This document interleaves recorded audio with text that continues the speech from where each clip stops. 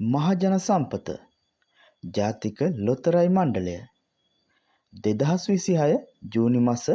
26 වන සිකුරාදා දිනුම් වාරය 6230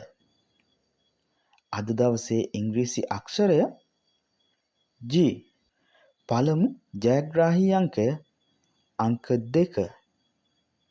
දෙවන ජයග්‍රාහී අංකය අංක 7 තුන්වන ජයග්‍රාහී අංකය අංක 6 හතරවන ජයග්‍රාහී අංකය අංක 1 පස්වන ජයග්‍රාහී අංකය අංක 9 හයවන ජයග්‍රාහී අංකය අංක 6